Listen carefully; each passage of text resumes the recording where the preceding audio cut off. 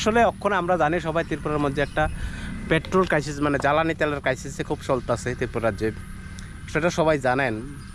কিন্তু জানা সত্ত্বেও মানুষ কীভাবে পারে যে তারাই বলে দেশভক্ত হিসাবে দাবি করে তাদেরকে।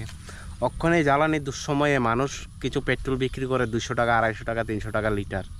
আপনি একবারও কি ভাবছেন যারা 300 টাকা, 400 টাকা, 250 টাকা, 500 টাকা, 400 টাকা লিটার আপনাদের তেল কিনতেছে, পেট্রোল কিনতেছে, তাদের কতটা প্রয়োজন জ্বালানির? একখান থেকে আরেকখানে যাওয়া হয়তো বা কেউ অসুস্থতার কারণে, কেউ মেডিকেল কারণে, বা কেউর বিজনেস কারণে, অনেক ধরনের সমস্যায় ওই ব্যক্তি আছে। এর কারণে উনি 300 থেকে 400 টাকা লিটার আপনার থেকে পেট্রোলটা ক্রয় করে যাইতেছে। বিষয়টাকে কেউ ভাবছেন না? আবার আপনারা বলে প্রকৃত দেশবন্ধু, আপনারা বলে দেশের সুনাগরিক, আপনারা দাবি করেন, আবার আপনারা দেশের স্বচ্ছ নাগরিক, আপনারা দেশভক্ত, দেশকে ভালোবাসেন। এটা নিয়ে ভালোবাসা যে বিপদের সময়, রাজ্যের বিপদের সময়, দেশের বিপদের সময় এই হারে মানুষের উপর নির্মমভাবে অত্যাচার শুরু করা, এটা নেই, এটাই গণতন্ত্র।